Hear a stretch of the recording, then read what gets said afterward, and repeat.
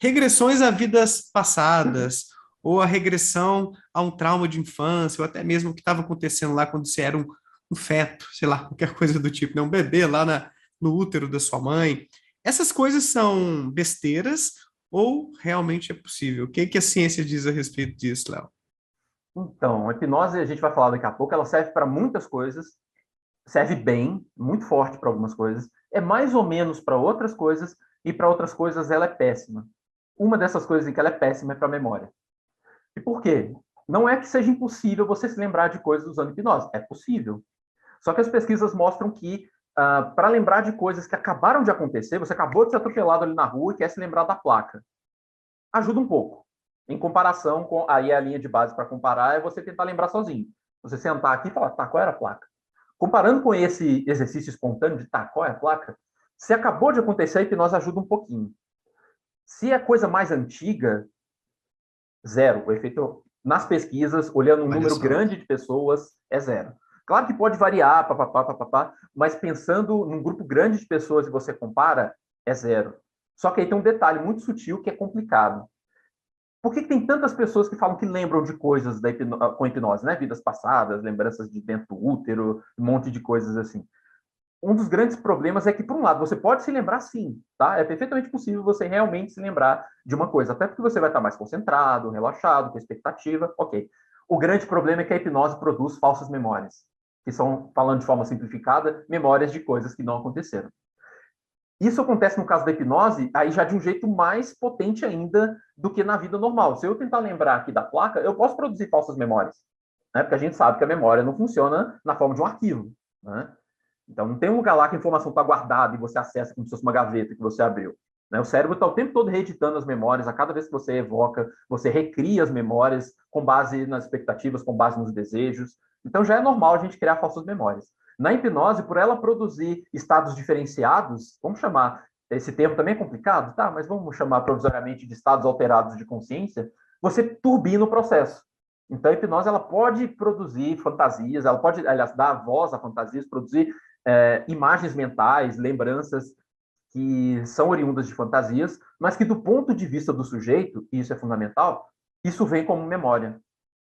A coisa subjetiva, a impressão subjetiva que você tem é que você está se lembrando. E tem várias pesquisas experimentais, inclusive incutindo falsas memórias com hipnose, para ver que o negócio não é só a gente interpretando coisas do passado como sendo impossíveis. Por exemplo, umas pesquisas legais sobre abdução por alienígenas, né? E aí, o pessoal vendo essa associação entre o uso da hipnose e o surgimento de falsas memórias, de pretensas falsas memórias sobre a abdução. Porque aí você tem que assumir um pressuposto bastante razoável, aliás, de que as lembranças de abdução são falsas memórias. Mas tem pesquisas que não precisam nem desse recurso, nem desse salto de pensamento, né? De você achar, é razoável que isso seja uma falsa memória.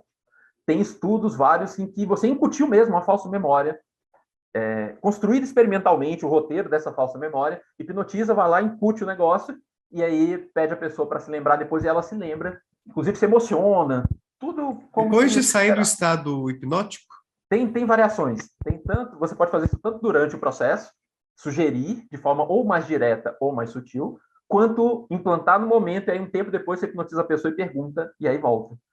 Né? E para a pessoa é verdade. Então, por isso que as pessoas choram, se emocionam. A gente viu essa questão acontecendo nos anos 90 muito fortemente na América do Norte. Né? Isso é famoso, tem várias matérias, se você jogar aí na internet você encontra, sobre famílias que foram destruídas por acusações de abuso sexual. Né? Acusando pais, vizinhos, primos, um monte de gente, porque teve uma febre nos Estados Unidos de usar hipnose para se lembrar de abusos sexuais supostamente reprimidos na memória. A gente sabe que isso acontece, tá, gente? Isso é um problema grave, é óbvio, mas, ao mesmo tempo, pelo uso da hipnose, podem surgir lembranças falsas de abuso, especialmente se a pessoa cai num contexto em que isso é esperado. Então, quando, por exemplo, começou esse frenesi, as pessoas estão se lembrando de abusos. Isso pode justificar por que você tem medo de altura, por que você não gosta de lugar fechado, ou por que você não gosta muito daquele seu primo. E aí você entra naquele lugar lá, é hipnotizado, existe uma expectativa até subliminar, muitas vezes, e isso já pode ser mais que suficiente para você se lembrar de uma história que não aconteceu, mas para você, do ponto de vista subjetivo, que está experimentando a emergência daquelas imagens mentais ali, do suposto abuso e tal, para você é extremamente real. Então, teve uma vez que Olha só. eu estava conversando com um sujeito que usa hipnose para recuperar memórias, um uso pseudocientífico bem delimitado e óbvio, e a gente estava discutindo sobre isso, né?